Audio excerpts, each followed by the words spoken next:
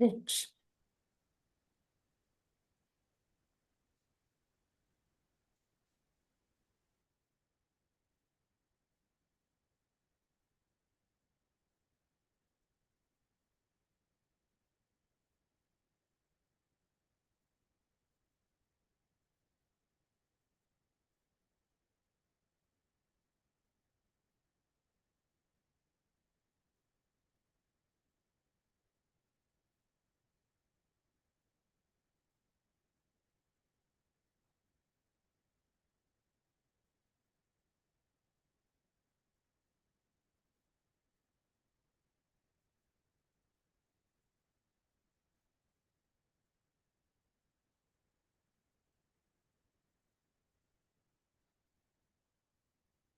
Rich. ഓം നമോ ഭഗവതേ വാസുദേവായ. ഓം നമോ ഭഗവതേ വാസുദേവായ. ഓം നമോ ഭഗവതേ വാസുദേവായ. ഓം അജ്ഞാനതിമിരാന്ധസ്യ ജ്ഞാനാഞ്ജനശലാകയ ചക്ഷുരുന്മീലിതം യേന തസ്മൈ ശ്രീഗുരവേ നമഃ. ശ്രീചൈതന്യമനോഭീഷ്ടം സ്ഥാപിതം യേന ഭൂതലേ സ്വയം രൂപകഥാ മഹ്യം ദദാതി സ്വപദാന്തികം വന്ദേഹം ശ്രീഗുരോൻ ശ്രീയുതപദകമലം ശ്രീഗുരോൻ വൈഷ്ണവാംശ ശ്രീരൂപം സാഗ്രജാതം സഹഗണ രഘുനാഥാന്യതം തം സജീവം സാദ്വൈതം സാവധൂതം വർജനസഹിതം കൃഷ്ണചൈതന്യദേവം ശ്രീരാധാകൃഷ്ണപാദാൻ സഹഗണ ലളിത ശ്രീവിശാഖംനിതാംശ. ഹേ കൃഷ്ണ കരുണാ സിന്ധു ദീനബന്ധോ ജഗത്പദേ ഗോപേശ ഗോപികാന്ത രാധാകാന്ത നമോസ്തുതേ. തപ്തകാഞ്ചന ഗൗരാംഗി രാധേ വൃന്ദാവനേശ്വരി വൃഷഭാനുസുതേ ദേവി പ്രണമാമി ഹരിപ്രിയേ. വാഞ്ചകൽപതരുഭ്യശ്ച കൃപാസിദ്ധുഭ്യൈവ പതിതാനാം പാവനേഭ്യോ വൈഷ്ണവേഭ്യോ നമോ നമഃ. നമാവോം വിഷ്ണുപാദായ കൃഷ്ണപൃഷ്ഠായ ഭൂതലേ ശ്രീമതേ ജയപതാക സ്വാമിന്നിധി നാമിനെ നമാചാര്യപാദായ നിതായ കൃപാപ്രദായിനെ ഗൗരഗദാദാമതായ നഗരഗ്രാമതാരിണേ നമാവോം വിഷ്ണുപാദായ കൃഷ്ണപൃഷ്ഠായ ഭൂതലേ ശ്രീമതേ ഭക്തിവേദാന്ത സ്വാമിന്നിധി നാമിനെ നമസ്തേ സാരസ്വതേ ദേവേ ഗൗരവാണി പ്രചാരിണേ നിർവിശേഷ ശൂന്യവാദി പാശ്ചാത്യദേശധാരിണേ. ജയ ശ്രീകൃഷ്ണ ചൈതന്യ പ്രഭു നിത്യാനന്ദ ശ്രീ അദ്വൈത ഗദാധര ശ്രീവാസാദി ഗൗരഭക്തവൃന്ദ. ഹരേ കൃഷ്ണ കൃഷ്ണ കൃഷ്ണ ഹരേ ഹരേ ഹരേ രാമ രാമ രാമ ഹരേ ഹരേ. ഹരേ കൃഷ്ണ കൃഷ്ണ കൃഷ്ണ ഹരേ ഹരേ ഹരേ രാമ രാമ രാമ ഹരേ ഹരേ. ഹരേ കൃഷ്ണ കൃഷ്ണ കൃഷ്ണ ഹരേ ഹരേ ഹരേ രാമ രാമ രാമ ഹരേ ഹരേ. ഹരേ കൃഷ്ണ. ഇന്നത്തെ ഭക്തിശാസ്ത്ര ക്ലാസ്സിലേക്ക് അന്താരാഷ്ട്ര കൃഷ്ണബോധ സമിതി മാംഗ്ലൂരു ശ്രീ ശ്രീ രാധാ ഗോവിന്ദ മന്ദിർ ഭക്തിശാസ്ത്ര ക്ലാസ്സിലേക്ക് എല്ലാവർക്കും സ്വാഗതം. ഹരേ കൃഷ്ണ.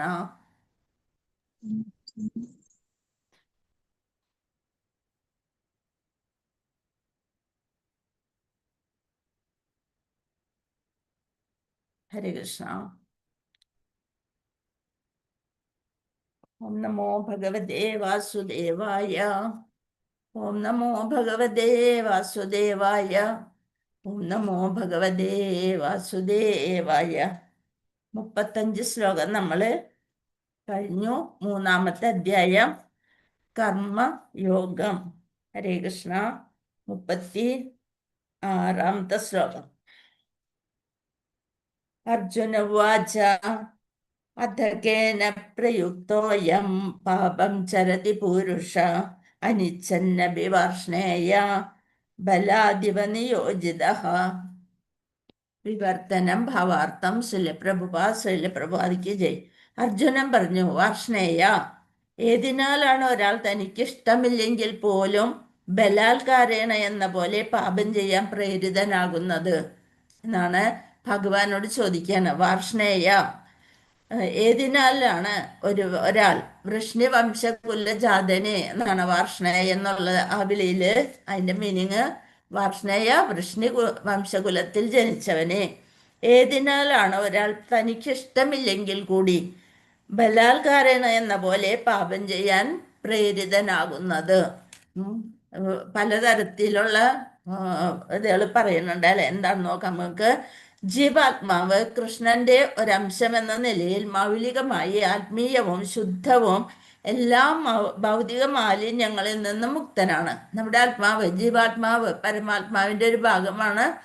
അതുകൊണ്ട് എല്ലാ ഭൗതിക മാലിന്യങ്ങളിൽ നിന്നും മുക്തൻ തന്നെയാണ് നമ്മുടെ ആത്മാവ്. പക്ഷേ പ്രകൃതിയിലെ ശരിക്കും ജീവാത്മാവിനെ പ്രാപഞ്ചിക പാപങ്ങളൊന്നും ബാധിക്കില്ല.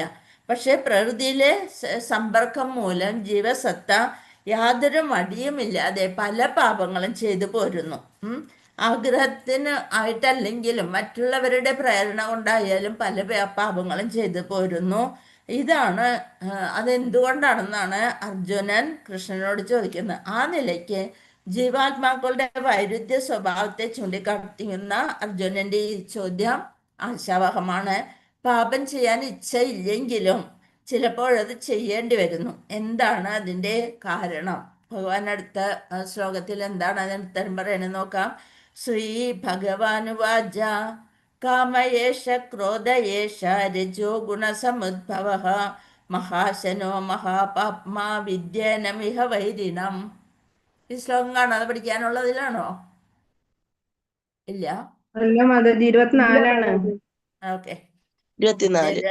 കാമയേഷ ക്രോധയേഷ രജോ ഗുണസമുദ്ഭവ മഹാശനോ മഹാപാപ്മാ വിദ്യേനമിഹ വൈരിണം. ശ്രീ ഭഗവാൻ പറഞ്ഞു, അല്ലയോ അർജുന, രജോ ഗുണവുമായുള്ള സമ്പർക്കത്തിൽ നിന്നുണ്ടായതും പിന്നീട് ക്രോധമായി തീരുന്നതുമായ കാമമാണ് ഇങ്ങനെ ഇതിനെ പ്രേരിപ്പിക്കുന്നത്.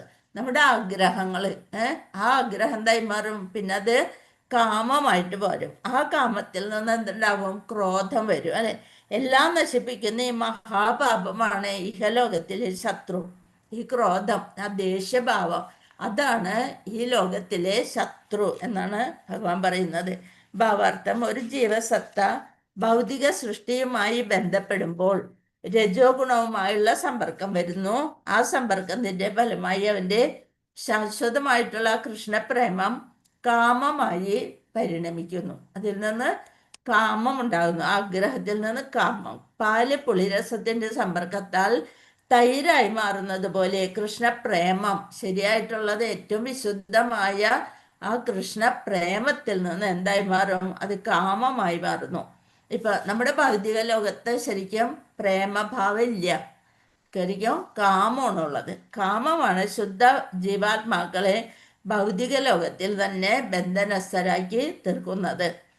ഇത് തന്നെയാണ് ജീവാത്മാവിന്റെ ഏറ്റവും വലിയ ശത്രു. അപ്പോൾ കാമമാണ് ജീവാത്മാവിന്റെ ഏറ്റവും വലിയ ശത്രു. ഗുണത്രയം, ചിലപ്പോൾ ഗുണത്രയം, 3 ഏതൊക്കെയാണ്? സത്വഗുണം, രജോ ഗുണം, തമോ ഗുണം. ചിലപ്പോൾ ക്രോധമായും സദൃശങ്ങളായ മറ്റു ചില വികാരങ്ങളായും പ്രത്യക്ഷപ്പെടാം. തമോ ഗുണത്തിന്റെ വേറൊരു രൂപമാണ് ക്രോധം. തമോ ഗുണം കൂടുമ്പോഴാണ് എപ്പോഴും എന്തിനും ദേഷ്യം വരിക. ചില കുട്ടികളുണ്ട്, എന്ത് പറഞ്ഞാലും ദേഷ്യപ്പെടും.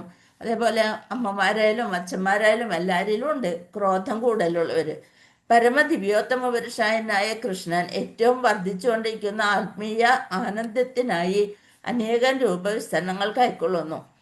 ഈ ആത്മീയ അനുഭൂതിയുടെ ചെറുകണങ്ങളാണ് ഈ ജീവാത്മാക്കളെല്ലാം. നല്ല സന്തോഷത്തില് ഭഗവാനിൽ നിന്ന് തന്നെ വന്ന ജീവാത്മാക്കള് ഭാഗികമായിട്ടൊരു സ്വാതന്ത്ര്യം ഭഗവാൻ അവർക്ക് കൊടുത്തു. അപ്പൊ എന്തായി? ഈ സ്വാതന്ത്ര്യത്തെ അവർ ദുരുപയോഗപ്പെടുത്തി. ആ ദുരുപയോഗപ്പെടുത്തുമ്പോൾ ഇന്ദ്രിയ സുഖപ്രവണതയ്ക്കായി ജീവാത്മാക്കൾ കാമത്തിന് വിധേയരായിത്തീരുന്നു. ആ കാമപ്രവണതകളെ സഫലമാക്കി തീർക്കാൻ പരമദിവ്യോത്തമ പുരുഷൻ തന്നെ ഭൗതിക ലോകവും സൃഷ്ടിച്ചു കൊടുത്തു. അങ്ങനെ ഇച്ഛാഭംഗം സംഭവിക്കുമ്പോൾ ജീവാത്മാക്കൾ തങ്ങളുടെ മൂലസ്വരൂപത്തെ പറ്റി അന്വേഷിക്കാം. അവസാനം ഒന്നിലും അവർക്ക് ഒരു സന്തോഷം ലഭിക്കാതാകുമ്പോൾ തിരിച്ചവര് ഭഗവാനില് സന്തോഷം കണ്ടെത്താൻ ശ്രമിക്കും. അതാണ് അധതോ ബ്രഹ്മജിജ്ഞാസ. എവിടെ നിന്ന് സുഖം കിട്ടും എന്ന് അന്വേഷിക്കുന്നതാണ് അധതോ ബ്രഹ്മജിജ്ഞാസ. ഈ പരമപുരുഷനെ ശ്രീമദ് ഭാഗവതത്തിൽ വിവരിച്ചിട്ടുള്ള ഇപ്രകാരമാണ്: ജന്മാദ്യസ്യ യഥോന്യയാദിതരത ശാർത്തേശ്വരാട് തേനെ ബ്രഹ്മഹൃദായാദികവയെ മുഹ്യന്തിയ സൂരയ എന്ന് പറയുന്ന ആദ്യത്തെ ശ്ലോകം. അതാണ് ഭഗവാന്റെ ഉൽപ്പത്തിയും. അതേ പരമപുരുഷൻ തന്നെയാണ് കാമത്തെ പരമപുരുഷനോടുള്ള പ്രേമമാക്കി മാറ്റിയത്, അതായത് കൃഷ്ണാബോധമാക്കി മാറ്റി. എല്ലാം കൃഷ്ണ സേവനത്തിന് വേണ്ടി ആഗ്രഹിച്ചാൽ കാമവും ക്രോധവും ഒക്കെ ആത്മീയവൽക്കരിക്കാം. ശ്രീരാമന്റെ ഉറ്റ സേവകനായ ഹനുമാൻ രാവണന്റെ കനക നഗരം ഭസ്മമാക്കി തീർത്തു. എങ്ങനെ? അവര് ഹനുമാൻ ദേഷ്യം വന്നപ്പോൾ എന്ത് ചെയ്തു? ഭഗവാന് വേണ്ടി ആ സേവ, ആ ദേഷ്യം ഭഗവാന് വേണ്ടി അങ്ങോട്ട് മാറ്റിവെച്ചു. അപ്പോൾ വാലിൽ അവര് തുണി ചുറ്റി തീ കൊളുത്തി. അപ്പൊ എന്ത് ചെയ്ത്? മൂപ്പര് സന്തോഷത്തോടു കൂടി ആ ദേശഭാവം എല്ലാ കൊട്ടാരങ്ങളുടെ മുകളിലേക്കും ചാടി ചാടി അതൊക്കെ വെന്ത് വെണ്ണീറാക്കി കളഞ്ഞു, ഭസ്മമാക്കി തീർത്തു. അപ്പൊ സ്വന്തം ക്രോധത്തെ അങ്ങനെയാണ് പ്രകടിപ്പിച്ചത്. അങ്ങനെ ചെയ്തതുകൊണ്ട് ഹനുമാൻ ഭഗവാന്റെ ഉത്തമ ഭക്തനായി തീർന്നു. ഇവിടെ തന്റെ സംപ്രീതിക്ക് വേണ്ടി ശത്രുക്കളിൽ ക്രോധത്തെ പ്രയോഗിക്കുവാനാണ് ഭഗവാൻ അർജുനെ ഉപദേശിക്കുന്നത്. അർജുന് ദേഷ്യം വന്നു അവരോട്. അപ്പൊ എന്ത് ചെയ്യണം? അത് യുദ്ധത്തില് അവര് യുദ്ധം ചെയ്യുക, അങ്ങനെ ക്രോധം മാറ്റുക. കാമവും ക്രോധവും കൃഷ്ണസേവനത്തിന് വേണ്ടി വിനിയോഗിച്ചാൽ അവ നമ്മുടെ ശത്രുക്കളായി ഭവിക്കുന്നതിന് പകരം മിത്രങ്ങളായി തീരുക തന്നെ ചെയ്യും. 38. ധൂമനെ മ്രിയതേ വന്യറിയഥാദർശോ മലേന ചായതോൽബേനാവൃതോ ഗർഭസ്തദാ തേനേതമാവൃതം. പുക തീയിന് എന്ന പോലെയും പൊടി കണ്ണാടി എന്ന പോലെയും ഗർഭാശയം ഭ്രൂണത്തെ എന്ന പോലെയും ജീവാത്മാവിനെ വ്യത്യസ്തമായ അളവുകളിലുള്ള കാമം ആവരണം ചെയ്തിരിക്കുന്നു. ഒരു ജീവാത്മാവിനെ പലതരത്തിലാണ്, പല വ്യത്യസ്ത അളവിലാണ് കാമം ആവരണം ചെയ്തിരിക്കുന്നത്. അതെങ്ങനെ? പുക തീയിനെ എന്ന പോലെ. ജീവാത്മാവിന്റെ വിശുദ്ധമായ അവബോധത്തെ മൂടിവെക്കുന്നതിന് 3 തലത്തിലുള്ള ആവരണങ്ങളുണ്ട്. പുക തീയിനെ എന്ന പോലെയും പൊടി കണ്ണാടി എന്ന പോലെയും ഗർഭാശയം ഭ്രൂണത്തെ എന്ന പോലെയും മൂടുന്ന ഈ ആവരണം കാമമാണ്. അതാണ് എക്സാമ്പിൾ കൊടുത്തിരിക്കുന്നത്. പുക തീയിനെ നമ്മളൊന്ന് നിസ്സാരമായിട്ടൊന്ന് ഊതി കൊടുത്താൽ മതി, അല്ലെ ഒരു കാറ്റ്, ഒരു വിശറെടുത്ത് അല്ലെന്നുണ്ടെങ്കിൽ എന്തെങ്കിലും ഒരു കുഴലെടുത്ത് ഒന്ന് ഊതിക്കഴിഞ്ഞാൽ അത് പെട്ടെന്ന് പുക മാറിയിട്ട് തീ ആളിക്കത്തും. അപ്പോൾ പെട്ടെന്ന് അധികം കനത്തിലല്ലാതെ ആവരണം ചെയ്തിരിക്കുന്നത്. പുകയോട് ഉപമിക്കുമ്പോൾ അതിലൂടെ സ്ഫുലിംഗത്തിന്റെ തീ തെല്ല് കാണാൻ കഴിയുമെന്ന് സൂചിപ്പിക്കുന്നു. കുറേശ്ശെ തീ ഉണ്ടാവും, അപ്പം ഒന്ന് ഊതി കൊടുത്താൽ തീ ആളി കത്തുകയും ചെയ്യും. അപ്പൊ പെട്ടെന്നത് എന്തായി മാറും? കാണാൻ സാധിക്കും നമ്മൾക്ക് തീയിനെ. ഇനി ഒരു ജീവസത്ത അല്പം മാത്രം കൃഷ്ണാബോധം വെളിപ്പെടുത്തുകയാണെങ്കിൽ അയാളെ പുക മൂടിയ തീയോട് ഉപമിക്കാം. കുറച്ച് തീ കാണുന്നുണ്ട്, അപ്പൊ അതെന്താണ്? പുക മൂടിയ തീയിനോട് ഉപമിക്കുക. കുറച്ച് കൃഷ്ണാബോധം അയാളിലുണ്ടെങ്കിൽ അതിന് ഉദാഹരണമാണ് അത് പുക മൂടിയ തീ പോലെയാണ്, നമ്മൾക്ക് അത് ആളി കത്തിക്കാൻ സാധിക്കും. പുകയുള്ള സ്ഥലത്ത് തീ ഉണ്ടെന്നിരിക്കലും അത് തുടക്കത്തിൽ തെളിഞ്ഞു കാണുകയില്ല. കൃഷ്ണാബോധത്തിന്റെ ആരംഭഘട്ടത്തെ പോലെയാണിത്. അപ്പൊ പുക കൊണ്ട് തീ മൂടിയിട്ടുണ്ടെങ്കിൽ അത് കൃഷ്ണാബോധത്തിന്റെ ആരംഭഘട്ടത്തിലായിട്ട് ഉപമിക്കാൻ സാധിക്കും. ഇനി കണ്ണാടിയിലെ പൊടി സൂചിപ്പിക്കുന്നത് എന്താണ്?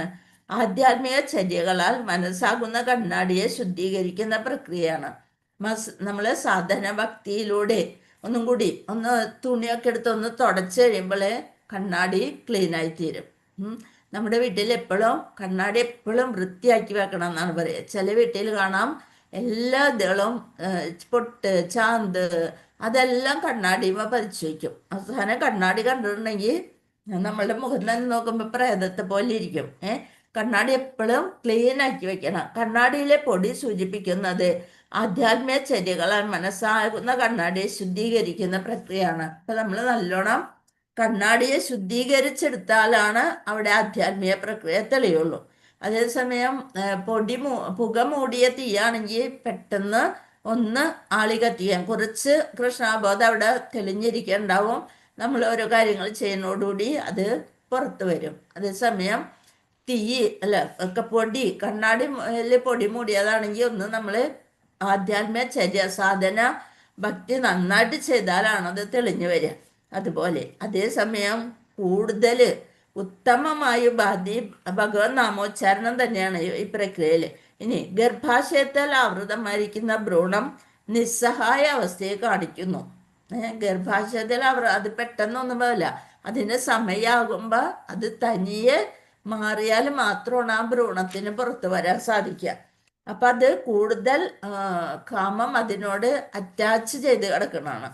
അപ്പം ഗർഭസ്ഥ ശിശുവിന് ഇളകാൻ പോലും ആകാത്ത നിലയിലാണ് അവിടെ ഗർഭാശയത്തിൽ കുട്ടി കിടക്കുന്നത്. അത്തരം ജീവിതം വൃക്ഷങ്ങളുടേതിന് സമമാണ്.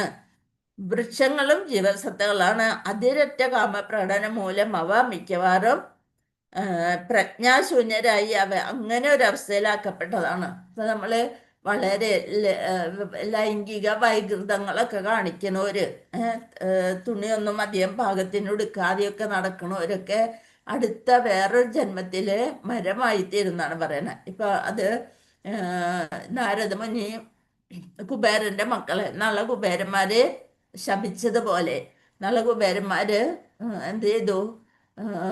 ദിവസ്ത്രരായിട്ട്. ഹരേ കൃഷ്ണ. ഒരു മിനിറ്റ്.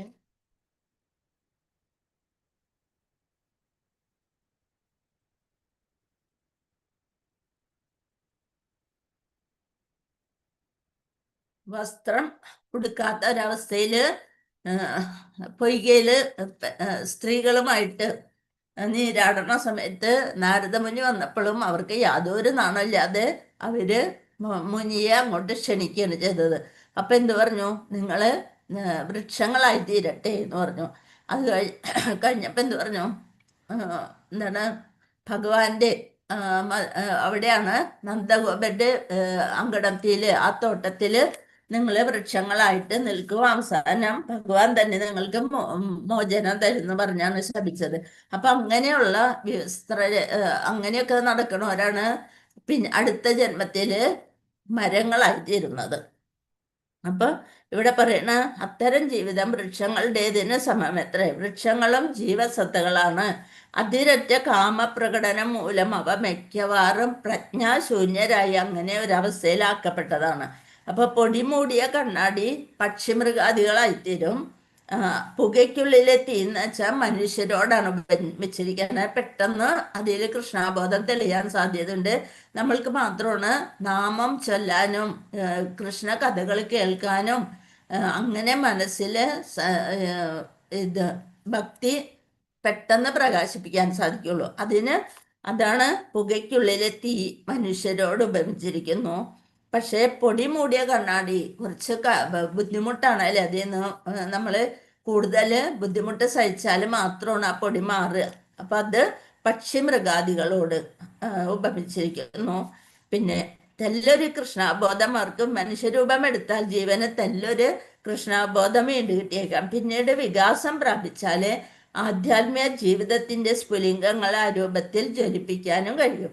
തീയുടെ ചുറ്റുമുള്ള പുകമറയെ ശ്രദ്ധാപൂർവം കൈകാര്യം ചെയ്യണമെങ്കിൽ ആളിക്കത്തിക്കാം. കുറച്ചൊന്ന് ഒരു ലേശം ഒരു എയർ അല്ലെ വായു അതിൽക്ക് കടത്തി വിട്ടാല് ആ പുക മാറിയിട്ട് തീ കത്തിച്ചെടുക്കാം. അപ്പൊ ജീവന് ഭൗതികത്വത്തിന്റെ കെട്ടഴിഞ്ഞു കിട്ടാൻ അവസരം നൽകുന്ന ഒന്നാണ് മനുഷ്യജന്മം. കുറേ കഷ്ടപ്പെട്ടിട്ടാണ് ഒരു മനുഷ്യജന്മം തന്നെ നമുക്ക് ലഭിക്കുന്നത്. പുഴുവായും പൂച്ചയായും പട്ടിയായും മരങ്ങളായും ചെടി കൊടികളായും ഇങ്ങനെയൊക്കെ വന്നിട്ടാണ് അവസാനം ഒരു മനുഷ്യജന്മം കിട്ടുന്നത്. അപ്പൊ സാധനയിലൂടെ നമുക്ക് കൃഷ്ണാബോധം നമ്മളിൽ ഉണർത്താൻ സാധിക്കും. അതുപോലെ ജീവന് ഭൗതികത്വത്തിന്റെ കെട്ടഴിഞ്ഞു കിട്ടാൻ അവസരം നൽകുന്ന ഒന്നാണ് മനുഷ്യജന്മം. മനുഷ്യനെ മികവുറ്റ മാർഗദർശിയുടെ സഹായത്താൽ കൃഷ്ണാബോധത്തിൽ പരിശീലനം നേടി കാമമാകുന്ന ശത്രുവിനെ തോൽപ്പിക്കാനും സാധിക്കും. ഇത് ഏറ്റവും പ്രധാനപ്പെട്ട ഒരു ഇതാണ്. അപ്പൊ എന്താണ് ഒരു ഗർഭസ്ഥ ശിശു എന്ന് വെച്ചാല് ഇളകാൻ പോലും സാധിക്കാത്ത ഒരു നില. അത് എന്തിനു സമമാണ്? അത്തരം ജീവിതം വൃക്ഷങ്ങളുടേതിന് സമമാണ്. അതേസമയം പുക മനസ്സാകുന്ന കണ്ണാടിയെ പൊടി നിറഞ്ഞ കണ്ണാടി, ആ കണ്ണാടി പക്ഷിമൃഗാദികൾക്ക് ഉദാഹരണമാണ്. പിന്നെ പുക മൂടിയ തീ അത് മനുഷ്യജന്മത്തിന് ഉദാഹരണമാണ്. ഹരേ കൃഷ്ണ. ശ്ലോകം 39. ആവൃതം ജ്ഞാനമേതേന ജ്ഞാനിനോ നിത്യവൈരിണ കാമരൂപേണ കൗന്ദേയ ദുഷ്പൂരേണ നലേന ച. ഒരിക്കലും തൃപ്തിപ്പെടുത്താനാവാത്തതും തീ പോലെ ആളിക്കത്തുന്നതും തൻ്റെ നിത്യശത്രുവായ കാമത്താൽ വിവേകശാലികളായ ജീവാത്മാക്കളുടെ വിശുദ്ധമായ അവബോധം ആവരണം ചെയ്യപ്പെട്ടിരിക്കുന്നു. നിത്യവൈരിണ, നിത്യവൈരി, എന്നും ശത്രുതയിലുള്ളത് അല്ലെ. ജ്ഞാനിയുടെ നിത്യവൈരിണ, നിത്യവൈരിയാണ് കാമം, എന്നും ശത്രുതയിലുള്ളതാണ് കാമം. കാമരൂപേണ, ഒരിക്കലും തൃപ്തിപ്പെടുത്താനാവാത്തതും തീ പോലെ ആളിക്കത്തുന്നതും തൻ്റെ നിത്യശത്രുവുമായ, നിത്യവൈരിണ എന്ന് വെച്ചാൽ നിത്യശത്രുവുമായ കാമത്താൽ. അപ്പൊ നമ്മുടെ നിത്യശത്രുവാണ് കാമം. വിവേകശാലികളായ ജീവാത്മാക്കളുടെ വിശുദ്ധമായ അവബോധം ആവരണം ചെയ്യപ്പെട്ടിരിക്കുന്നു. ഭാവാർത്ഥം: കത്തിക്കൊണ്ടിരിക്കുന്ന തീയിൽ വീണ്ടും വീണ്ടും എണ്ണ ഒഴിച്ചാൽ തീ കെടുത്താനാവാത്തതുപോലെ ഇന്ദ്രിയ ഭോഗങ്ങൾ വർദ്ധിപ്പിച്ചുകൊണ്ട് കാമത്തെയും ശമിപ്പിക്കാൻ കഴിയില്ല. നമ്മൾ ഇന്ദ്രിയാസ്വാദനം കൂടുതൽ ആഗ്രഹങ്ങൾ കൂടുതൽ വന്നാൽ ആ ആഗ്രഹങ്ങൾ എന്തായി മാറും? കാമമായിട്ട് മാറും. പിന്നെ അതിനെ ശമിപ്പിക്കാനായിട്ട് സാധിക്കില്ല.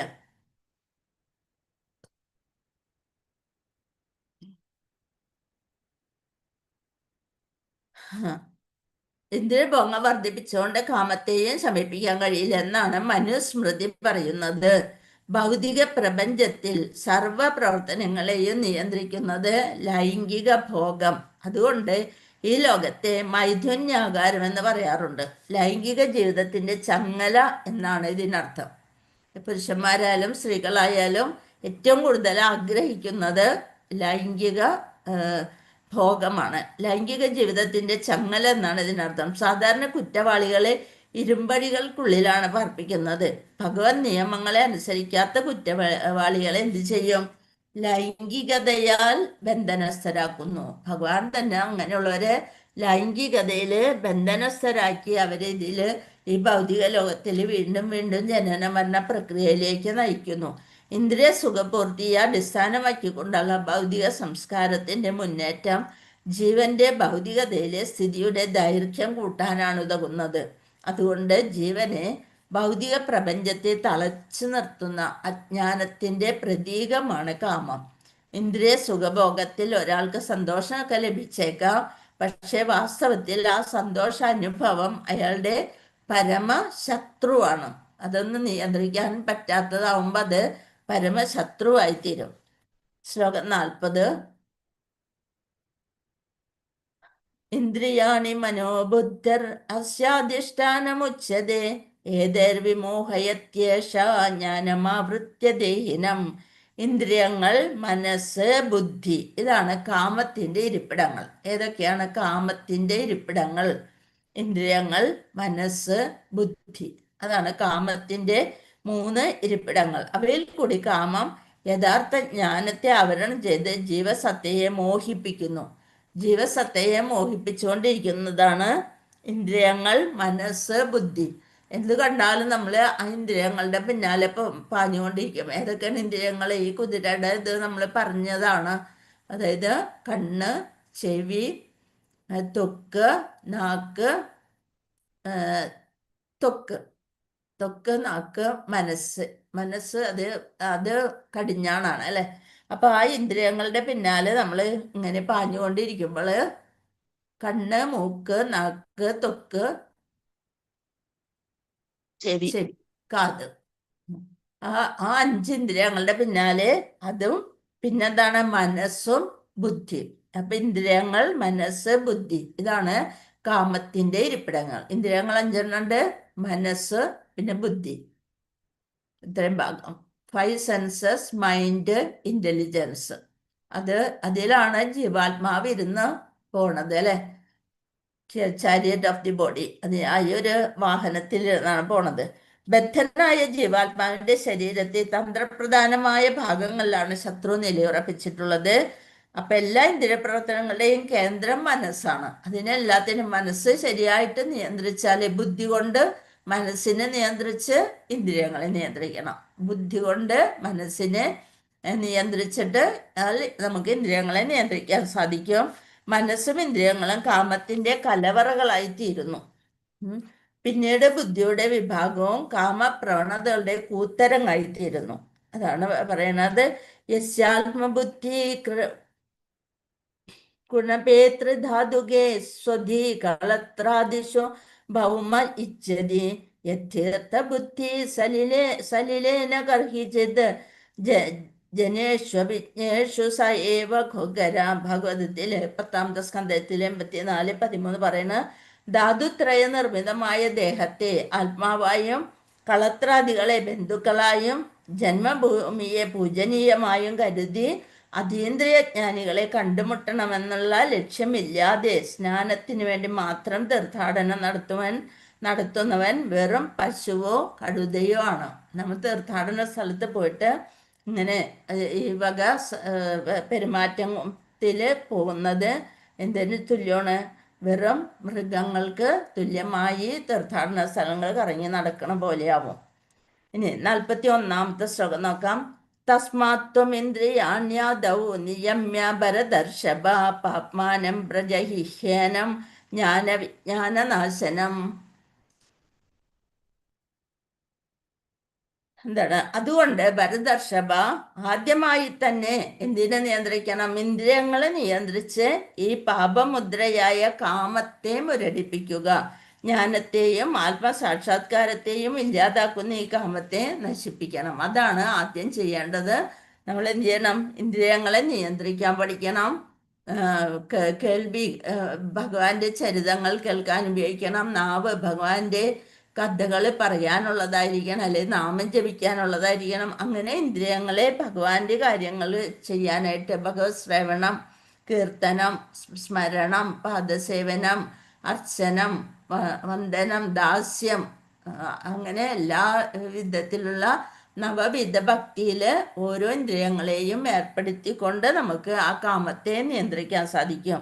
ആരംഭത്തിൽ തന്നെ ഇന്ദ്രിയങ്ങളെ നിയന്ത്രിക്കുന്നതുകൊണ്ട് ആത്മസാക്ഷാത്കാരത്തിൻ്റെ ത്വരയെയും വിജ്ഞാനത്തെയും നശിപ്പിക്കുന്ന ഈ മഹാപാപിയായ ശത്രുവിനെ, ആരാണ് ഈ മഹാപാപി? കാമത്തെ നിർവീര്യനാക്കാൻ കഴിയുമെന്ന് ഭഗവാൻ ഉപദേശിക്കുന്നു.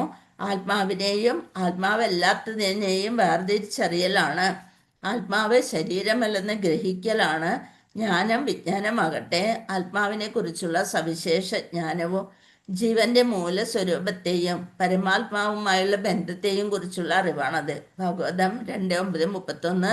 ജ്ഞാനം പരമഗുഹ്യം മേ യത് വിജ്ഞാന സമന്വിതം സരഹസ്യം തദംഗം ച ഗൃഹാണ ഗതിദം മയ. അപ്പോൾ ആത്മാവിനെ പറ്റിയുള്ള സാമാന്യവും സവിശേഷവുമായ ജ്ഞാനം നൽകുന്നു. ഭഗവത് അംശം തന്നെയാണ് ജീവാത്മാക്കള്. അവിടുത്തെ സേവനമാണ് അവരുടെ ചുമതല അല്ലെങ്കിൽ ലക്ഷ്യം. ഈ ബോധം മനസ്സിലുണ്ടായാൽ അത് കൃഷ്ണാവബോധമായി തീരും. അപ്പോൾ അത് ചെറുപ്രായത്തിൽ നമ്മൾ വിചാരിക്കും വയസ്സാകുമ്പോഴാണ് ഈ കൃഷ്ണാവബോധത്തിലേക്കൊക്കെ വരേണ്ടതെന്ന്. പക്ഷേ ചെറുപ്രായത്തിൽ വന്നു കഴിഞ്ഞാൽ കുട്ടികൾ വഴിപിഴച്ച പോകാതെ നമുക്കവരെ രക്ഷിക്കാൻ സാധിക്കും. കലികാലം കൂടുതൽ ഇത് വരുമ്പോൾ കുട്ടികളെ കൂടി ഈ കൃഷ്ണാവബോധത്തിലേക്ക് ആ ചെറുപ്രായത്തിൽ തന്നെ വരുത്തി കഴിഞ്ഞാൽ അത് മാതാപിതാക്കളും ഒക്കെ ശ്രദ്ധിക്കുമ്പോൾ അങ്ങനെ അവരെ ഈ കാമത്തിൽ നിന്നും ക്രോധത്തിൽ നിന്നും ഒക്കെ രക്ഷിക്കാൻ സാധിക്കും. ഈശ്വരപ്രേമത്തിൻ്റെ വികല പ്രതിബിംബം മാത്രമാണ് കാമം. ജീവാത്മാവിന് അത് സ്വാഭാവികമാണ്. ആദ്യം മുതൽക്ക് കൃഷ്ണാബോധ ശിക്ഷണം ലഭിച്ച ഒരാൾക്ക് സ്വാഭാവികമായി ദൈവപ്രേമം കാമമായി അധപ്പതിക്കില്ല.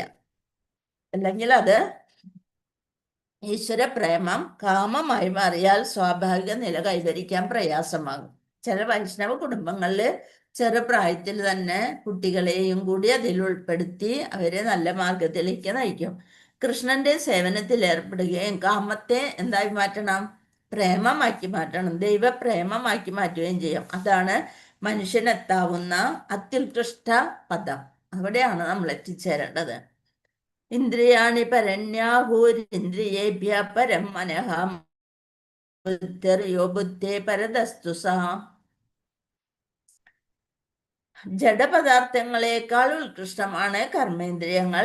മനസ്സ് ഇന്ദ്രിയങ്ങളെക്കാൾ ശ്രേഷ്ഠം. ബുദ്ധി മനസ്സിനെയും കടന്നു നിൽക്കുന്നു. ആത്മാവ് ബുദ്ധിയേക്കാൾ ഉന്നതനാണ്. ഇവിടെ നോക്കാം, ശരീരം, അതിൽ നിന്ന് ഇന്ദ്രിയങ്ങൾ കഴിഞ്ഞാൽ മനസ്സ്, ഇന്റലിജൻസ് എന്ന് വെച്ചാൽ ബുദ്ധി, അത് കഴിഞ്ഞ ആത്മാവ്. അപ്പം മനസ്സ് നിൽക്കുന്നത് ബുദ്ധിക്കും ഇന്ദ്രിയങ്ങൾക്കും ഇടയിലാണ്. ഇന്ദ്രിയങ്ങളെക്കാൾ മുകളിലാണ് മനസ്സ്. അതിനു മുകളിലാണ് ഇന്റലിജൻസ് അല്ലെ ബുദ്ധി, അവിടുന്ന് മുകളിലാണ് സോൾ, അതായത് ആത്മാവ്. അപ്പൊ ശരീരത്തിൽ നിന്ന് ഇന്ദ്രിയങ്ങള്, ഇന്ദ്രിയങ്ങളുടെ മുകളില് മനസ്സ്, അതിനു മുകളില് ബുദ്ധി, അതിനു മുകളിലാണ് ആത്മാവ്. അപ്പൊ പദാർത്ഥങ്ങളെക്കാൾ ഉത്കൃഷ്ടമാണ് കർമ്മേന്ദ്രിയങ്ങൾ, മനസ്സ് ഇന്ദ്രിയങ്ങളെക്കാൾ ശ്രേഷ്ഠം, ബുദ്ധി മനസ്സിനെയും കടന്നു നിൽക്കുന്നു, ആത്മാവ് ബുദ്ധിയേക്കാൾ ഉന്നതൻ. അപ്പൊ കാമത്തിന് പ്രവർത്തിക്കാനുള്ള വിവിധ തുറകളാണ് ഇന്ദ്രിയങ്ങള്. അപ്പൊ മൊത്തത്തിൽ ശരീരത്തേക്കാൾ ഉത്കൃഷ്ടമായ നിലയാണ് ഇന്ദ്രിയങ്ങൾക്കുള്ളത്. അതിനേക്കാൾ ഉത്കൃഷ്ടമാണ് മനസ്സ്, അതിനേക്കാൾ മുകളിലാണ് അതിൻ്റെ നിയന്ത്രണത്തിലുള്ള ബുദ്ധി, മനസ്സ്, ഇന്ദ്രിയങ്ങൾ. ഇവയെല്ലാം സ്വാഭാവികമായി ഭഗവാനിൽ തന്നെ വ്യാപരിക്കണം. അപ്പോഴാണ് നമുക്ക് ഇന്ദ്രിയ സുഖങ്ങളിൽ നിന്ന് അതിനെ ഉയർന്ന തലമായ കാമത്തിൽ നിന്ന് പ്രേമഭാവത്തിലേക്ക് ഉയർത്താൻ സാധിക്കുന്നതിന് ബുദ്ധി ഉപയോഗിച്ച് ആത്മാവിൻ്റെ മൂലസ്വരൂപത്തെ മനസ്സിലാക്കി മനസ്സിനെ കൃഷ്ണാവബോധത്തിൽ തന്നെ നിരന്തരം ഉറപ്പിക്കണം. അത്രയും ആയാൽ പിന്നെ പ്രശ്നങ്ങളെല്ലാം തീർന്നു. പിന്നെ നമ്മൾ ക്രോധമൊന്നും, പെട്ടെന്ന് ദേഷ്യമൊന്നും വരാത്തൊരവസ്ഥയിലേക്കാവും. ഇതെല്ലാം എൻ്റെ പൂർവ്വ കർമ്മ ഫലമാണ് എന്ന് മനസ്സിലാക്കാനുള്ള ഒരിത്. അപ്പം ഈ ഒരു ജന്മം കിട്ടിയിരിക്കുന്നത് അടുത്ത ഒരു ജന്മത്തിലേക്ക്, നല്ലൊരു ജന്മത്തിലേക്കുള്ള പടിയായി തീരട്ടെ എന്ന് വിചാരിച്ചുകൊണ്ടാണ് നമ്മൾ പ്രവർത്തിക്കേണ്ടത്. ആത്മാവ് മനോബുദ്ധി ഇന്ദ്രിയങ്ങളുടെ നായകനായിരുന്നാലും കൃഷ്ണാബോധം വഴിക്ക് കൃഷ്ണനോടുള്ള സമ്പർക്കത്താൽ കരുത്താർജിച്ചിട്ടില്ലെങ്കിൽ അതിന് മനോവിക്ഷോഭം മൂലം അധപ്പതിക്കാനുള്ള എല്ലാ സാധ്യതയുമുണ്ട്.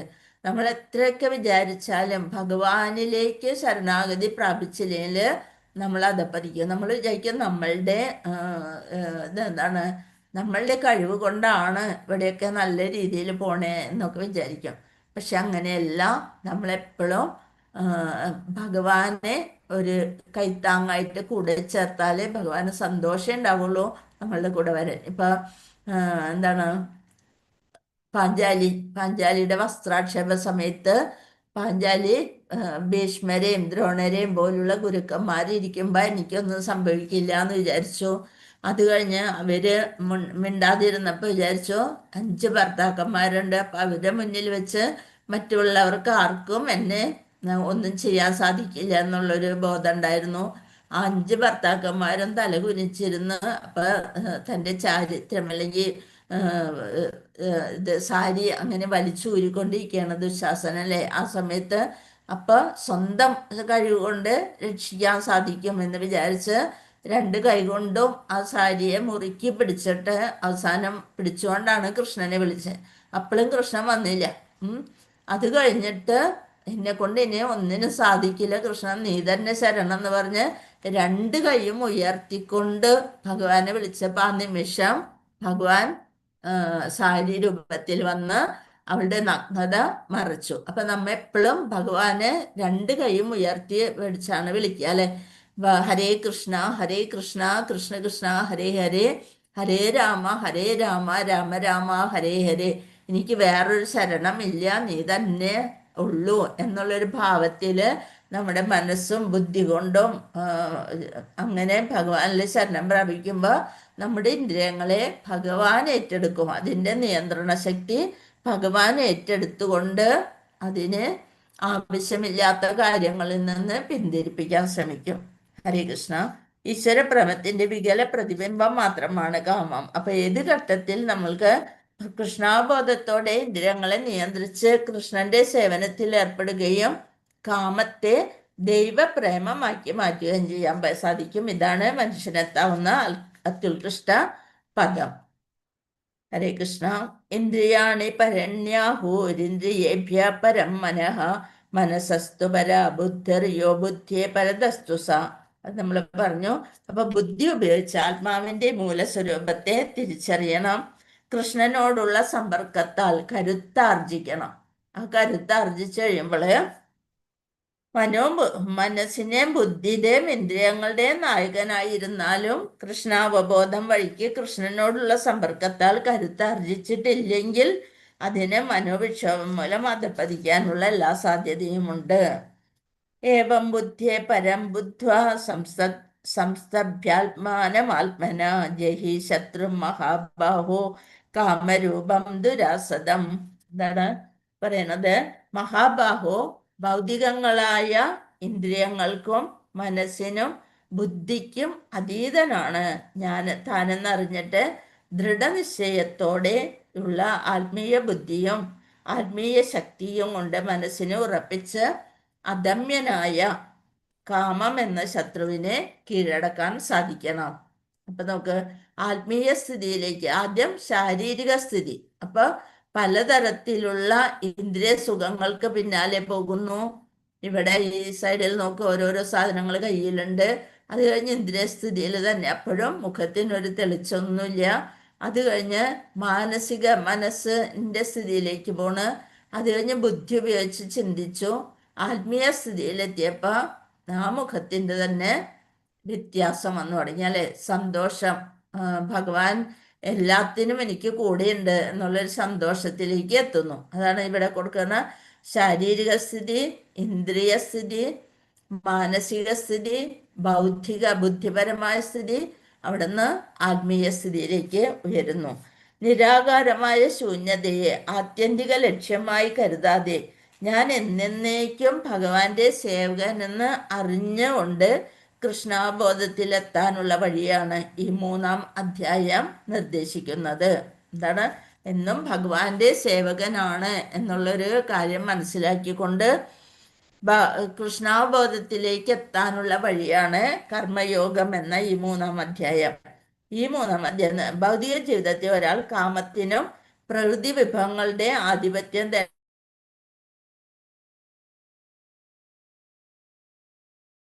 ത്തിനുമുള്ള ആഗ്രഹമാണ് ബദ്ധനായ ആത്മാവിൻ്റെ ഏറ്റവും വലിയ ശത്രു. എന്താണ് ബദ്ധനായ ആത്മാവിൻ്റെ ഏറ്റവും വലിയ ശത്രു? എന്താന്ന് വെച്ചാല് ഇന്ദ്രിയ സുഖത്തിനും അധീശത്വത്തിനുമുള്ള ആഗ്രഹം. എപ്പോഴും നമ്മൾ ഇന്ദ്രിയങ്ങളെ കൊണ്ട് സുഖങ്ങൾ അനുഭവിക്കണം എന്നുള്ളൊരാഗ്രഹം. പിന്നെ ഇതെല്ലാം എൻ്റെയാണെന്നുള്ളൊരു ചിന്ത. ഇത് രണ്ട് വരുമ്പോഴാണ് ഇതെൻ്റെയാണ്, നിങ്ങൾ ആരെയും നോക്കാൻ പാടില്ല, അങ്ങനെ ചെയ്യാൻ പാടില്ല, ഇങ്ങനെ ചെയ്യാൻ പാടില്ല. എപ്പോഴും എന്തിനും കുറ്റം പറഞ്ഞുകൊണ്ട് നമ്മൾ ഫാമിലിയിൽ അങ്ങോട്ടും ഇങ്ങോട്ടും ചെയ്തു കഴിഞ്ഞാൽ അവിടെ ഒരു സ്വസ്ഥതയും ശാന്തിയും ഒന്നും ഉണ്ടാവില്ല, അല്ലേ? കുറച്ചൊക്കെ അവരുടേതായ സ്വാതന്ത്ര്യം ഉണ്ട്. അത് ദുരുപയോഗം ചെയ്യാതെ നോക്കേണ്ട ഒരു ഉത്തരവാദിത്തം ഉണ്ട് താനോ. പക്ഷെ കൂടുതൽ നമ്മൾ ഇന്ദ്രിയ സുഖത്തിന് വേണ്ടിയിട്ട് അങ്ങനെ ഇത് വെച്ച് കഴിഞ്ഞാൽ കുടുംബത്തെ വീട്ടിൽ ശാന്തി ഉണ്ടാവില്ല. അപ്പോൾ ഇന്ദ്രിയ സുഖത്തിനും അധീശത്വത്തിനുമുള്ള ആഗ്രഹമാണ് ബദ്ധനായ ജീവാത്മാവിൻ്റെ ഏറ്റവും വലിയ ശത്രു. എന്നാൽ കൃഷ്ണാബോധത്തിൻ്റെ പ്രഭാവം മൂലം ഭൗതികങ്ങളായ മനോബുദ്ധി ഇന്ദ്രിയങ്ങളെ ആർക്കും നിയന്ത്രിക്കാൻ സാധിക്കും. കൃഷ്ണാബോധത്തിലേക്ക് വരുമ്പോൾ ഇന്ദ്രിയങ്ങളെ കുറിച്ചൊക്കെ നമുക്ക് നിയന്ത്രിക്കാൻ സാധിക്കും. സ്വന്തം ചുമതലകളെയോ പ്രവൃത്തികളെയോ പെട്ടെന്ന് ഉപേക്ഷിക്കേണ്ട ആവശ്യമില്ല. ക്രമേണ കൃഷ്ണാബോധം വളർത്തിയെടുക്കുന്നതുകൊണ്ട് ഉറച്ച ബുദ്ധിയെ തൻ്റെ വിശുദ്ധമായ ആത്മസത്തയിലേക്ക് തിരിച്ച് ഇന്ദ്രിയങ്ങൾക്കോ മനസ്സിനോ വശപ്പെടാത്ത അഭൗതികമായൊരു അവസ്ഥയിലെത്താൻ സാധിക്കും. ഇതാണ് ഈ അധ്യായത്തിൻ്റെ രത്നച്ചുരുക്കം. ഈ അധ്യായത്തിലൂടെ പറയണത് എന്താണ്? നമ്മൾ ഇന്ദ്രിയങ്ങളെ നിയന്ത്രിച്ചുകൊണ്ട് ഭഗവാനിൽ അർപ്പിച്ചുകൊണ്ട് കർമ്മം ചെയ്യണം. കർമ്മത്തിൽ നിന്ന് വിട്ടു നിൽക്കരുത്. കർമ്മം നമ്മൾ ചെയ്യുക തന്നെ വേണം. പക്ഷെ ഭഗവാനിൽ ശരണാഗതി കഴിച്ചുകൊണ്ട് കർമ്മയോഗമായി ചെയ്യുക. ഇന്ദ്രിയ ദമനത്തിന് വേണ്ടി സ്വീകരിക്കുക. യോഗനിഷ്ഠാദി കൃത്രിമ ഉപയോഗങ്ങളൊന്നും ഉപയോഗം അതൊരിക്കലും കൃത്രിമമായിട്ടുള്ള നിയന്ത്രണം സഹായിക്കില്ല. അതിന് ഉദാത്തമായ ബുദ്ധിയുടെ സഹായത്തെ കൃഷ്ണബോധത്തിൽ പരിശീലനം നേടിയാൽ നമ്മൾക്ക് നമ്മുടെ ഇന്ദ്രിയങ്ങളെ നിയന്ത്രിച്ച് ബുദ്ധി സ്ഥിരതപ്പെടുത്തി എവിടെ എത്താൻ സാധിക്കും? ഭഗവാനിലേക്ക് എത്താനുള്ള കർമ്മങ്ങൾ ചെയ്യാൻ സാധിക്കും. ഇതാണ് കർമ്മയോഗം എന്ന 3-ാമത്തെ അധ്യായം. ഹരേ കൃഷ്ണ. സ്ലൈഡ് മനസ്സിലാവാത്തിണ്ടാ?